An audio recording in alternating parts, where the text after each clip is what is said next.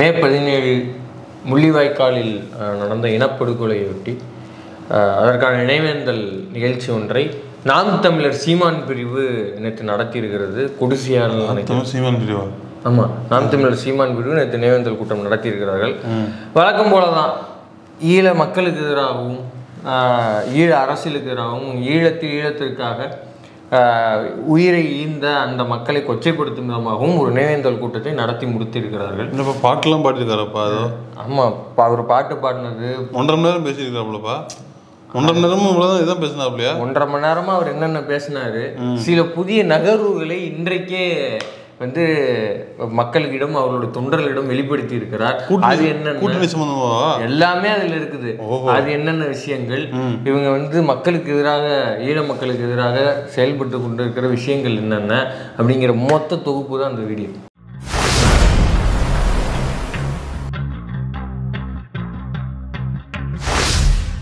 தம்பி, இதை நாம் தமிழர் சீமான் பிரிவா? நைஸா கடந்து வந்துட்டு என்ன இப்படி சொல்ற? நாம் தமிழர் கட்சியின் தலைமை ஒருங்கிணைப்பாளர் அவரு சீமான் பிரிவுன்னு தனியா சொல்ற. சீமானை விட்டுட்டு தான் தனித்தனியா பிரிவு இருக்குது. சீமானே பிரிவு அவர் விட்டு தனித்தனியா பிரிவு இருக்குன்னா இப்போ ஒவ்வொருத்தரும் ஒரு பிரிவு இல்லையா? இப்போ அவங்க வந்து எல்லாரும் ஒருங்கிணைந்து போய் தாவாக்கால இப்படி வேணா சொல்லு, தெளிவா சொல்லலாம். தமிழக வாழ்வுரிமை கட்சியில சேர்ந்துட்டாங்க, அது வேற. சொல்லுங்க, வேற எப்படி சொல்றது? தமிழ்நாட்டு பாஜக பிரிவுன்னு சொல்லு.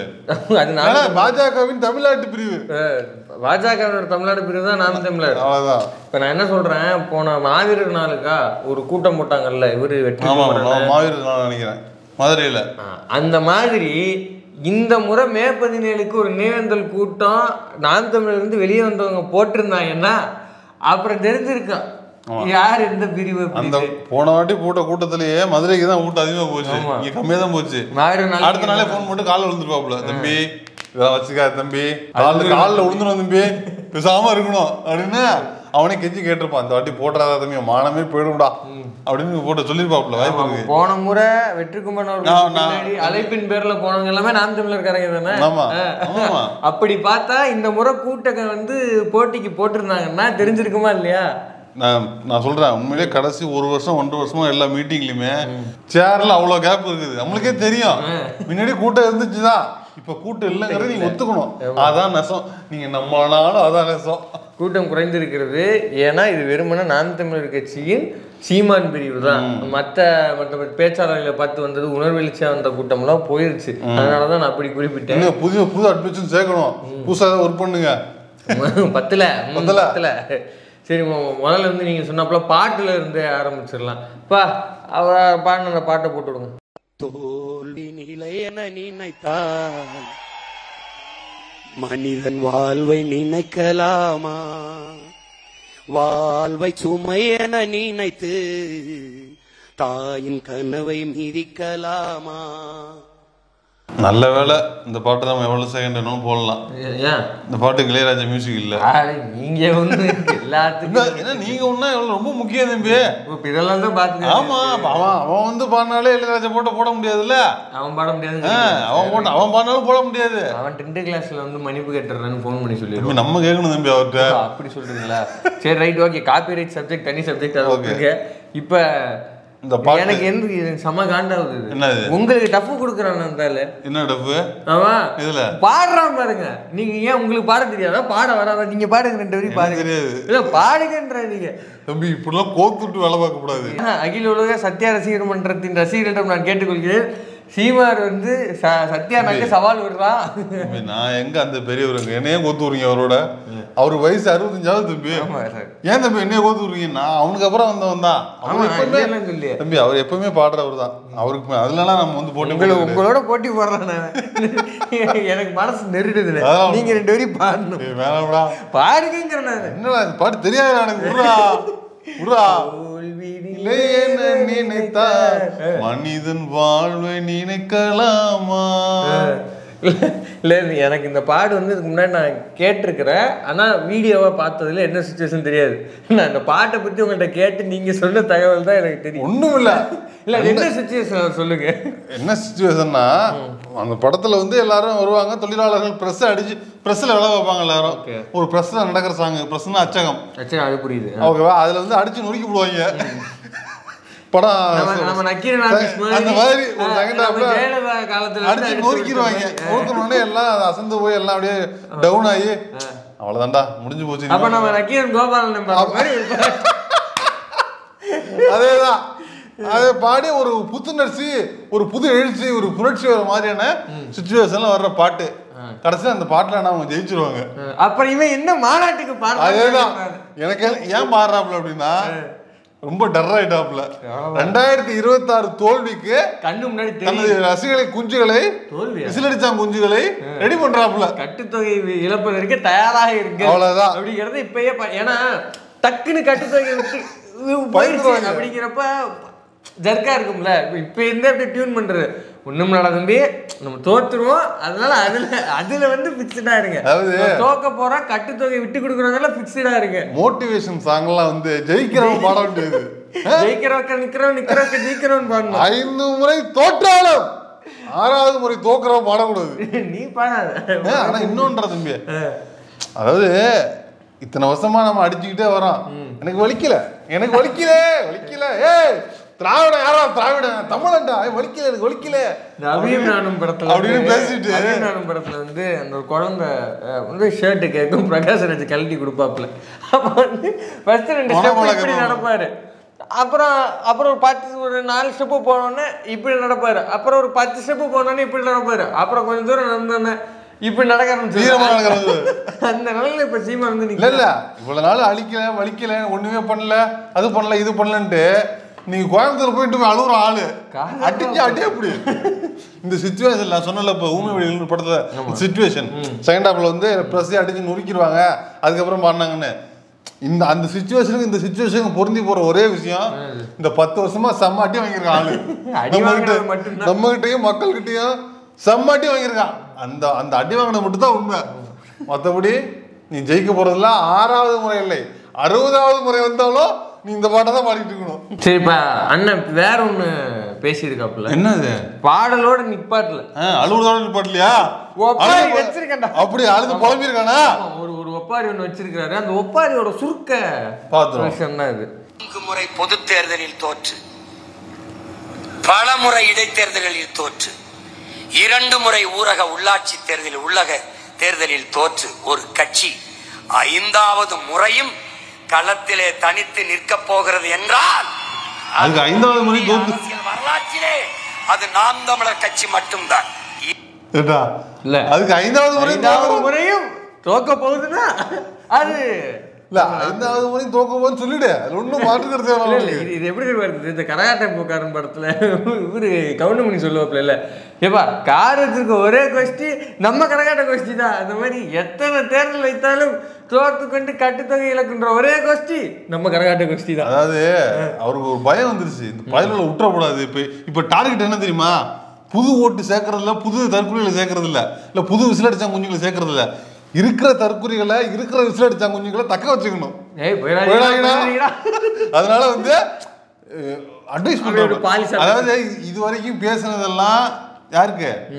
வெளியில உள்ளவங்களுக்கு, நம் தமிழ் கட்சி அல்லாதவங்களுக்கு சவடல் மசரா பேச வேண்டியது. ஆனா இப்ப எல்லாம் டோன் எப்படி இருக்கு?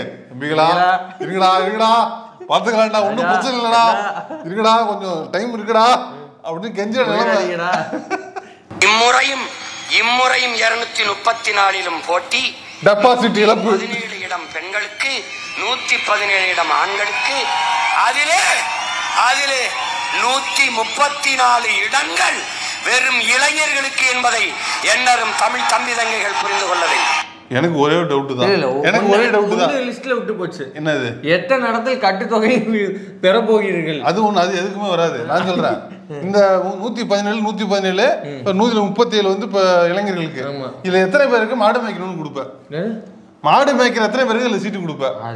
ஆடு மேய்க்கிற எத்தனை பேருக்கு இதுல சீட்டு கொடுப்பேன்? இந்த படிக்க வேணாம்னு சொல்லுவீங்களா? படிச்சாது படிக்க வேணாம், ஆடு மாடு மேய்க்குவோம். அந்த மாதிரி ஆடு மாடு மேய்க்கிறவனுக்கு எத்தனை சீட்டுன்னு நீ இடஒதுக்கீடு சொல்லணும். மேற்படிப்பு படிக்கிறவனை நிப்பாட்டிட்டு கூட்டு வர்றது, மருத்துவம் படிக்கிறவனை நிப்பாட்டிட்டு இல்ல அப்பெல்லாம் கொடுக்க தேவையில்ல. எதுக்கு நிப்பாட்டி கூட்டு வர? ஆடு மாடு மேய்க்கிறவன்ட்டே சீட்டு கொடு. 10 வருஷமா நீ எதானே பேசி வச்சிருக்கிற? ஆடு மாடு மேய்ய படிக்காத, ஆடு மாடு மேய்க்கிறதுல ஒன்னும் இது இல்ல, தப்பு இல்ல. அப்ப அவனை கௌரவப்படுத்து, ஆடு மாடு மேய்க்கிறவனுக்கு சீட்டு கொடு. சீட்டு கொடு ராஜா. அந்த இடஒதுக்கீடு ஏன் சொல்ல மாட்டேங்கிறீங்க? இப்போ அதே போல போன தடவை வந்து இந்த 2024 எலெக்ஷன்லேயே நம்ம எலுமிச்சை வச்ச பழத்திட்ட மேடையில் வச்சுக்கிட்டு ஒன்று சொன்னாப்புல, நான் சொல்லிட்டேன் அவன்கிட்ட சொல்லிட்டேன், அடுத்த முறைலாம் உனக்கு சீட் இல்லைடா, அடுத்து வந்து மயனுக்கு தான் அப்படின்ட்டு. அப்போ எலுமிச்சை வச்ச பழத்து குடும்பத்தை சேர்ந்த அவருடைய மகனுக்கோ மகளுக்கோ வேற யாருக்காவது சீட்டு கொடுக்குறாங்களா அப்படிங்கிறதையும் பார்க்கணும். அப்ப இந்த மாதிரி எத்தனை வாரிசு அரசியல் உள்ள இறக்க போறாரு, இந்த தேர்தலில் முக்கியமாக கயலுக்கு சீட்டு கொடுக்க போகிறாரா அப்படிங்கிற முக்கியமான கேள்வியும் தொக்கி நிற்கிறது. அது ஒண்ணு. இன்னொன்னு, நீ வருஷம் முழுக்க ஆயுசு முழுக்க நீ கட்சி ஆரம்பிச்சு படிக்காதன்னு சொன்ன, படிக்காதன்னு என்ன பண்ண போற? உன்ன மாதிரி வேலைக்கு மட்டும் தான் வச்சுக்க போறியா? அவனை ஆடு மாடு மேய்க்க தான் வச்சுக்க போறியா? உன்ன மாதிரியே படிக்காத எத்தனை பேர் இருக்கிறாங்க கட்சியில. அவனுக்கு என்னன்னு சொல்லு நீ முதல்ல இதை கேட்கணும். இப்ப கீழே இருக்கிற தற்கூரி தம்பிகள் கேட்கணும், என்ன படிக்காத கீழே இருக்கிறவங்க கேட்டா கீழே இருக்க போறான். வேற கட்சிக்கு பேர் எல்லாரையும் அப்படி சொல்ல முடியாது தம்பி. சில பேர் கேள்வி கேட்கதான் செய்வான், இருக்கிறவங்க இருப்பான் தம்பி. அப்படி கேட்டு தானே இப்ப எல்லாம் தாவே அப்படி போயிட்டு இருக்காங்களா? எனக்கு ஒன்னே ஒண்ணுதான், ஆடு மாடு மேய்க்கிறவங்களுக்கு எத்தனை சீட்டு கொடுப்பேன்? ஆமா, அதையும் சொல்லிடு. அடுத்தவன் தோள் மேலே ஏறி நின்று நீ வர கட் பண்ற கட்லாம் பண்ணலனே, இதை கிழிச்சு ஒன்று சரிங்க பதறாதீங்க இருக்கு. அடுத்தவன் தோள் மேலே ஏறி நின்று ஏன்டா நின்று? நான் நிப்பாட்டலனே, என்ன இருக்கு எனக்கு ஒரு மாதிரி பதட்டமா தான் இருக்கு. அடுத்தவன் தோள் மேலே ஏறி நின்று சத்தியமா நான் கட் பண்ணல, ஒரு நிமிஷம் இருங்க, ஏதோ போன்ல ஏதோ கிழிச்சு. எனக்கு அடுத்தவன் தோள் மேலே ஏறி நின்று அவன் ஏறி நின்றுதான் பண்ணிட்டு இருக்கான்டா. அடுத்தவன் தோள் மேலே ஏறி நின்று நான் உயரமானவன் என்று காட்டுவதை விட தனித்து நின்று நான் உண்மையான உயரத்தை காட்டுவது மேலானது. இல்ல, ஒன்னே ஒண்ணு சொல்லிக்கிறேன், சொல்லக்கூடாது. 10 ஏணி போட்டு பார்த்தாலும் நீ உண்மையான உயரம் தெரியாது. இல்ல நான் என்ன கேட்கிறேன், ஏற்கனவே மைனர் சொன்ன காமெடி என்னது, எது உண்மையான உயரம் தான் எல்லாருக்கும் தெரிஞ்சு போச்சு. இப்படி பட்டாணியை இப்படி உள்ளங்கையில் எடுத்து இப்படி கீழ் போர்ஷன்ல கிரவுண்ட் ஃப்ளோர்ல காட்டினா கூட எக்கிட்டு தான் நீ பார்ப்ப. அதான உன் ஹைட்டு. இது உருவ கேலி என்று யாராவது தூக்கி கொண்டு வந்தால் இல்ல சீமான் பேசுற பச்செல்லாம் எவனாவது எடுத்துட்டு வந்தானா 7 8 தான் காமிக்கணும். நம்ம சீமானுக்குலாம் சப்போர்ட் மட்டும் யாரையும் வரக்கூடாது. அதாவது நீ அப்படி எடுத்துக்க கூடாது. இவரு இருக்காருல்ல நம்ம பட்டுக்கோட்டை கல்யாண சுந்தரம். ஆமா, பட்டுக்கோட்டை கல்யாண சுந்தரம் வந்து ஒரு வரி சொல்லியிருக்காரு, ஆளும் வளரணும் அறிவும் வளரணும் அதுதான்டா வளர்ச்சி. அதனாலதான் நம்ம ஆளு புரியுதா, வளர்ந்தா 2 வளரணும், அறிவு வளரல. இப்ப ஆளு கூட நான் வளர்ந்துடலாம், அறிவு எனக்கு வளர்றது கஷ்டம் அவருக்கு தெரியும். அதனாலதான் ஆளே வளராம இருக்கிறாப்ல, அறிவும் வளராம இருக்குது. ஒன்றை நீ கவனித்துக்கொள், நமது முன்னவர்கள் தற்காலிக தோல்விக்காக நிரந்தர வெற்றியை இழந்தவர்கள். புரியல. நாம் அதை போல தற்காலிக தோல்விக்கு நிரந்தர வெற்றியை நான் தழுவ தயாராக இல்லை. தற்காலிக வெற்றிக்காக நிரந்தர தோல்வியை தழுவ தயாராக புரிந்து கொள்ள வேண்டும். புரிந்து கொள்ளணுமா என்ன? இல்ல நீங்க எதோ சொல்றீங்க, எனக்கு அது இன்னொரு தடவை கேட்டுருவோம். கண்டிப்பா கேட்கணும் தம்பி, இன்னும் ஒரு தடவை இல்ல 3 தடவை கேட்கணும். ஒரு நிமிஷம் இருக்கு, காது மேல ஏறி நின்று கவனித்துக்கொள். நமது முன்னவர்கள் தற்காலிக தோல்விக்காக நிரந்தர வெற்றியை இழந்தவர்கள். நாம் அதை போல தற்காலிக தோல்விக்கு நிரந்தர வெற்றியை நாம் தழுவ தயாராக இல்லை. தற்காலிக வெற்றிக்காக நிரந்தர தோல்வியை தழுவ தயாராக இல்லை. புரிந்து கொள்ள வேண்டும். இது இல்ல, இது நீ தற்கால திற்கால குறுக்காலங்காத, நீ ஒரு தற்குறி. அவ்வளவுதான் எனக்கு தெரியும். எனக்கு இப்ப அவன் என்ன சொல்ல வராப்லனா எனக்கு தெரியலடா. அவன் என்ன வேண்டி போடு, காதி மேல ஏறி நின்று தோல் மேல ஏறி நின்று இதான் தோல் மேல ஏறி நின்று இப்படி பேசுறது எவனுக்கு புரியும்? கமலஹாசனே மாறி விட்டாப்ல. உனக்கு என்ன அவரே அப்பெல்லாம் தெளிவா பேசுறாப்ல, உனக்கு என்ன பிரச்சனை? அவன் என்ன சொல்ல வராப்லன்னு எனக்கு புரியுதுன்னா, சீபாயத்தனார் போன்றவர்கள் வேற மாற்றுப்பாதை வேணும், மாற்றுக்கட்சி வேணும்னு போனாங்க. போயிட்டு அப்புறம் இல்ல நமக்கு தேர்தல் வெற்றி வேணும்னு சடனா கை திரும்பிய திமுக கட்சியை கழிச்சு விட்டு திமுக அதே மாதிரி பண்ண முடியா? இல்ல அந்த மாதிரி நம்ம பண்ணிடக்கூடாதுன்னு ஒரு வேளை சொல்றாரோன்னு எனக்கு தோணுது. ஆனா என்ன, இதுதான் பலமுறை சொல்றது, அளவா எடுத்துக்கங்க. அளவு வந்து தாண்டுது, கோட்டை தாண்டி போய்கிட்டு இருக்கீங்க. என்ன பேசுறீங்கன்னு உங்களுக்கு புரிய மாட்டேங்குது, எனக்கு புரிய மாட்டேங்குது. தயவு செஞ்சு இது வேண்டாம். ஆமா, நாம் வந்தது இங்கு இருக்கிற ஆட்சியாளர்களை போல ஆட்சி செய்யல. தெரியுமே, அதான் தெரியுமே. எப்படி இல்ல நாங்க நம்ம வந்தது இங்க இருக்கிற ஆட்சியாளர்கள் போல ஆட்சி இல்லை, அதான் எல்லாருக்கும் தெரியுமே. அது சொன்னா அப்படி இல்ல, என்னங்க எல்லாரும் காமராஜ் ஆட்சி தருவோம் காமராஜ் ஆட்சி தருவோம் சொல்றாங்களே எல்லாரும், கலைஞர் ஆட்சி தருவோம் யாரும் சொல்ல மாட்டேங்கிறாங்களே அப்படின்னு உதயநிதி கேக்குறாங்க. கலைஞர் ஆட்சி வேலை செய்யணுங்க, அது கஷ்டம்ங்க, அது ரொம்ப அப்பெல்லாம் செய்ய முடியாதுங்க அப்படின்னு அடிச்சு போயிட்டாங்க. உண்மையிலே அதுதான். எம்ஜிஆர் வந்துச்சுங்க அப்படி ஒரு போட்டோ வந்துட்டு அப்படி ஒரு போட்டோ எடுத்துட்டா போதும், நான் முடிஞ்சு போச்சு. எம்ஜிஆர் வந்துடும்.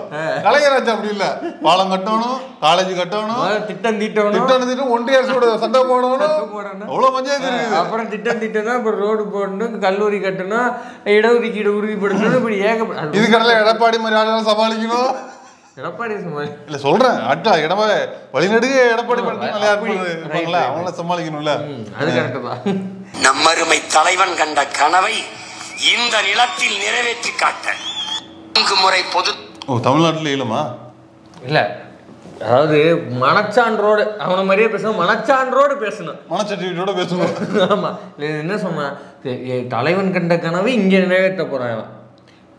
இதே ஆளு 2024 தேர்தல் பரப்புரையப்ப இதே ஆளை வச்சுக்கிட்டு ஒருத்த மேடை ஏறி சொல்றான், நாங்கள் பிரபாகரனே சொன்னாலும் நாங்கள் ஏற்றுக்க மாட்டோம், எங்கள் அண்ணன் தான் அப்படின்னா. அப்புறம் இங்கே எங்கிருந்து வந்தது உங்கள் தலைவருடைய கனவு? அதேதான் 2023 இந்த மாதிரி மீட்டிங் போட்டு பேசியிருப்பான். அதான் 2024 அவர் சொல்றாப்ல, எங்க பிரபாகரனே சொன்னா கூட எங்க அண்ணன் சொல்றதுதான் கரெக்ட். இப்ப சொல்றாப்புல இல்ல, 5 முறை தொட்டு இருந்தாலும் கவலைப்படாத தம்பி, நீ ஒன்றும் கவலைப்படாத. அதே மாதிரிதான் இல்ல இப்ப இதுல உண்மையிலுமே தலைவர் அவர்களுடைய கனவை நாங்கள் நிறைவேற்றத்தான் இருக்கிறோம் அப்படின்னு சொன்னா 2024 மேடை போட்டு அந்த பையன் பேசும்போது அதே மேடையில் ஏறி, தம்பி தலைவரை தாண்டி தலைவருக்கு அப்புறம் நம்ம இயக்கத்துல யாரும் கிடையாது, தலைவர் சொன்ன கருத்து தான், அப்படி தலைவரே சொன்னாலும் இதுன்னு நீ பேசுறது தப்புடா அப்படின்னு மேடையில கண்டிச்சிருக்கணுமா இல்லையா? கண்டிச்சிருக்குமா இல்லையா? அப்ப இன்னைய வரைக்கும் அப்ப மேடைக்கு மேடை, அதுவும் இந்த மாதிரி நேவேந்தல் மேடை, மாவீரர் நாள் மேடைக்கு மட்டும் பிரபாகரன் அவர்களை கோட் பண்ணி பேசுறது அவருக்காக தான் இயக்கம்னு சொல்றது, இது எவ்வளவு பெரிய அரசியல் அயோக்கியம். 2010 11 கட்சி ஆரம்பிச்ச போது நான் வென்று தருவேன், நான் ஈழத்தை மீட்டு எடுப்பேன், நான் ஈழத்தை வாங்கி தருவேன்னு சொன்னேன். நின்று அடுத்த கொஞ்ச நாள்ல கட்டாயம் வென்றே தீர்வோம், நெய்தல் பட அமைக்கிறோம், முடிக்கிறோம் அப்படின்னு நான் வந்தேன்னா என்ன நடக்குதுன்னு பாரு, எதுவும் கேள்வி கேட்காத, கொள்கை கிடைச்சாங்க தான் அவங்க நிக்குது, எதுவும் கேள்வி கேட்காதீங்க, நான் ஒரு வேலை செய்வேன், அதை நம்பி நீ பின்னாடி அப்படியே மூடிட்டு காரை மூடிட்டு கேட்டுக்கிட்டே இருக்கணும், தோள் மேல ஏறி நின்று நாங்க ஆடு இல்ல. அதெல்லாம் இல்ல, இவன் அப்படிதான் இருக்கான். கடைசியா பார்ப்பனியா தானே சொல்லுது, பார்ப்பனியும் கேள்வி கேட்காதாங்குது, பின்னாடி வாங்குது, கடைசியா அதான் சொல்லுங்க வேற வகையில. அதேதான், தோல் மேல ஏறி நின்று அப்படிங்கிறான். இப்ப எங்க நிக்கிறான் தெரியுமா? பன்னாட்டு ஊடகங்களில் இல்ல பன்னாடுகளில் பேசி நாம் ஒரு நல்ல முடிவை எடுத்து அவர்களை பேசி நம்ம பொது வாக்கெடுப்பு நடத்தி மசரை புடுங்க. நீ நல்லா தோல் மேல ஏறி நின்று 10ல என்ன ஆரம்பிச்சு நீ வாங்கி தருவேன், நெய்தல் படை என்ன நான் சொல்ற கேளு, நெய்தல் படம் கட்டுவேன், ஒவ்வொரு தண்டி குண்டு கொடுத்துருவேன், அவன் போய் தோல் மேல ஏறி நின்று சாமி இங்க நிக்கிறா. இங்க நீ என்னன்னா திரும்ப எல்லாரும் சொல்ற மாதிரி பொது வாக்கெடுப்பு நடத்தணும், பல நாடுகள்கிட்ட இந்த மசரை தாண்டா சொல்லிட்டு இதுல இன்னொரு டிரான்சிஷன் பார்க்கணும். இதுல இன்னொரு டிரான்சிஷன் பார்க்கணும். அப்ப நீங்க சொல்றது முக்கியமான ஒரு டிரான்சிஷன். இதே போல இன்னொரு டிரான்சிஷன் இருக்கு. என்ன தெரியுமா?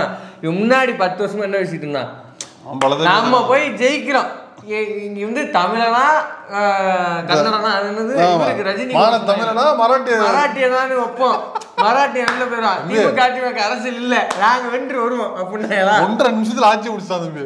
நான் அப்படி ஒரு ஆட்சி முடிச்சது நான் பார்த்ததே இல்ல, யாராலும் பார்க்க முடியாது. இல்ல பல கட்சிகள் 10 வருஷம் கஷ்டப்படுது, 15 வருஷம் கஷ்டப்படுது, சீமானே 15 வருஷம் கஷ்டப்படுறான், 1.5 நிமிஷம் ஆட்சி முடிச்சாங்க. மிரண்டு போயிட்டேன் நான். ஐயோ இப்ப அப்படி பேசிட்டு இருந்தாங்களா? அப்புறம் அங்கிருந்து நாங்க பாரு, நீ ஒரு ஆள் அங்கே போய் பேசினாலே உனக்கு இவ்வளவுதான் இருக்கு, நாடாளுமன்றத்தில் என் 10 பிள்ளைகளை நான் அனுப்புகிறேன் பாரு, வென்று போய் அவங்க அங்கே கர்ஜிப்பாங்க அப்படின்னா அதுவும் நடக்கலை. இப்படியே தொடர்ந்து 2021 ஆட்சியை பிடிப்போம்னா முடிஞ்சு, 2024 10 பேர் 15 பேர் போவோம்னா அதுவும் ஒன்றும் இல்லாமல் போச்சு. தொடர்ந்து வந்து ஜெயிப்போம் ஜெயிப்போம் ஜெயிப்போம், நீ எனக்கு ஓட்டே போட வேண்டாம் அப்படின்னா. அப்புறம் கொஞ்சம் நகர்ந்து வந்து ஒரே ஒரு முறை ஓட்டு போட அப்படின்னா. இப்ப எந்த இடத்துக்கு வந்து நிக்கிறான்னா, ஐயா போயிடாதீங்கடா எல்லாரும். இப்ப எந்த இடத்துக்கு நிக்கிறான்னா, அது என்ன பாட்டு, இப்ப பாட்டு பாடினாரு, தோல்வியிலே என்ன நினைத்தார் மனிதன் வாழ்வை நினைக்கலாமா, அந்த இடத்துக்கு வந்து இப்ப நிக்கிறான். அப்ப இந்த டிரான்சிஷனையும் பார்க்கணும். நாங்க ஜெயிச்சிருவோம் இடையிலலாம் வந்து இதெல்லாம் சொன்னா ஞாபகம் இருக்கா? நான் தேங்காய் சில்லுக்காக போராடுறவன்ல, முழு தேங்காயே தான் இந்தியா மொத்தத்தையும் நான் ஆட்சி பிடிப்பேன்னு சொன்னான். எங்க ஆரம்பிச்சவன் நெய்தல் பட கட்டினேன்னு ஆரம்பிச்சு தமிழ்நாடு பெறது மட்டும் கிடையாது, இந்தியாவே நான் பெற போறேன்னு சொன்னவன் இப்ப எங்க வந்து நிக்கிறான்னா, தோல்வி நிலையென நினைத்தால் வாழ்வை நினைக்கலாம். இது எதனால, இது எதனால அப்படின்னா, தோல் மேல ஏறி நின்று, தோல் மேல ஏறி நின்று. இப்ப வந்து ஒரு நடிகர் பனையூர் பொன்னையார் வந்து விட்டார். அவர் இவர் செயலிலேயே வந்து திராவிடமும் தமிழ் தேசியமும் அப்படின்னு வந்து இப்ப நேற்று எல்லாரும் போய் மெழுகுவர்த்தி ஏத்துங்க அப்படின்னாங்க. அவங்க பண்ண கூத்தெல்லாம் இன்னொரு வீடியோல பார்ப்போம். இப்ப இவனுக்கு ஈக்குவலா அவரும் மெயின்டைன் பண்ணிக்கிட்டே இருக்காரு. இப்ப ஏற்கனவே நம்ம தோழர் ஒருத்தர் சொன்னார் தான், கலைத்தோழர் தான் ஒரு வீடியோ பேசும்போது சொன்னாரு, சீமானுக்கு விழுகிற ஓட்டு வந்து ஒரு ஹீரோ மாதிரி பேசுறான் அப்படின்னு விழுகுது அப்படின்னா, இப்போ அந்த ரசிக மனப்பான்மையில் இருக்கிறவன் ஒரு ஹீரோவே அரசியல் பண்ணான்னா பூரா பயில இது இந்த பரிசு நீ வச்சுக்க, எனக்கு இந்த பரிசு நல்லா இருக்கு அப்படின்னு அங்கே ஜம்ப் ஆயிரமிட்டாங்க. அப்போ அவனுக்கு ஆட்டு சுத்தமா க்ளோஸ் அப்படின்னாரு. அதுதான் இப்போ நடந்துகிட்டு இருக்கு. அந்த பயத்தின் வெளிப்பாடுதான் தோல்வி ராஜா கூட நின்று தோல் மேல ஏறி நின்று நின்று. இவனுங்க பண்ணது என்னன்னா ரெண்டே டிரான்ஸ்மிஷன் தான். என்னது, முன்னாடி ஆரம்ப காலகட்டத்தில் அந்த பெரிய வாட்டர் கேன் இருக்கும்ல, நம்ம ஆஃபீஸில் கமுத்து வச்சுருப்போமே, அந்த வாட்டர் கேனில் திரள் நிதி வாங்கிட்டு இருந்தாங்க கூட்டத்தில். நேற்று பார்த்தீங்களா இல்லையா? அப்பா அது ஃபுல் ஸ்க்ரீனில் போட்டு விடுங்க. கியூஆர்ல வாங்கிட்டு இருக்காங்க திரள் நிதி. ஓஹோ, இதுதான் நீங்க பண்ண டிரான்சாக்ஷன் எல்லாம் கூட. இதெல்லாம் தம்பி இதுக்கும் அவனுக்கு ஏதாவது சம்மந்தம் இருக்குன்னு நினைக்கிறியா? பாவம் அவனுக்கு கஷ்டப்பட்டு அவனுக்கு கையேந்துறானுங்க, கஷ்டப்பட்டு கூட்டம் நடத்துறவங்க வேற எவனோ, அவங்களுக்கு சம்மந்தம் இல்லை, அவனை கஷ்டப்பட்டு நடத்த போறாங்க. அவன் நடத்ததான் போறான். இந்த கியூஆர்ல போடுற காசெல்லாம் திருநெல்வேலியில இருந்து காது குத்து காசு எடுக்காம இருக்கணும். அவன் இந்த திருநெல்வேலியில இருந்து அவன் காது குத்து காசு எடுப்பான், அவன் கல்யாண நாளுக்கு காசு எடுப்பான். ஏன் இவன் எடுக்கிறது தனி. இவரே என்ன சொன்னாரு, பாக்கியரசன் குடூர்ல உட்காந்துட்டு ஆன்லைன் ரம்மி விளையாடுறானுங்க திருநெல்வேலின்னு சொன்னாங்க இல்லையா? அப்ப இவன் கஷ்டப்பட்டு வாங்குற காசெல்லாம் எவனோ ஒருத்தன் இப்ப ஆன்லைன் ரம்மி விளையாட போறான், எவனோ ஒருத்தன் வட்டி கூட போறான். இது மட்டும் கிடையாது, இது இந்த உலகத்திலேயே எங்கேயுமே நடக்காத கூத்து. நினைவேந்தல் நிகழ்ச்சிங்கிறது அவங்களோட சோகத்தை பகிர்ந்துக்கிறதுக்கு, அவங்க நினைவை கூறுறதுக்கு தானே. அந்த இடத்துல வந்து பாட்டு போட்டு குத்தாட்டம் ஆடிக்கிட்டு இருக்காங்க. இவன் இப்படியான ஒரு ரசிக குஞ்சுகளை தான் வளர்த்து எடுத்திருக்கிறான். இதனால வந்து இவனால ஒரு ஈழ அரசியல் வந்து ஒரு விவாதம். இவன் நவுத்தி வச்சது என்ன, இந்த 10 வருஷத்துல அவன் நவுத்தி வச்சது, கைப்பையன் இட்டது, புடிங்கி தள்ளினது என்ன? ஒன்றும் கிடையாது, ஒன்றும் கிடையாது. பிரபாகரன் அவர்களை ஒரு சமையல்கார செஃப் ரேஞ்சுக்கு மாத்தினதும், ஈழ அரசியலை இப்படி வந்து நினைவேந்தல் நிகழ்ச்சி மீட்டிங்ல ஈழம்னு ஒரு வார்த்தை பேசிருப்பானா? அவன் பேசிருப்பானா? அவன் மொத்த அரசியல் வாழ்க்கையிலே அதை உள்ள பேசிருக்கான். அதான் சொல்றேன், இல்ல ஈழங்கிற வார்த்தையை சொல்றது இல்ல. இப்ப எல்லாம் நீங்க ஈழத்தை பெற்று தர போற கியூஆர் வர்றது இல்ல, அவ்வளவுதான். இறுதியாக அவங்க அந்த குத்தாட்டம் பண்ண அந்த கொடுமையான காட்சியை பார்த்து இந்த வீடியோ முடிச்சப்பா அந்த வீடியோ போட்டுவிடும்.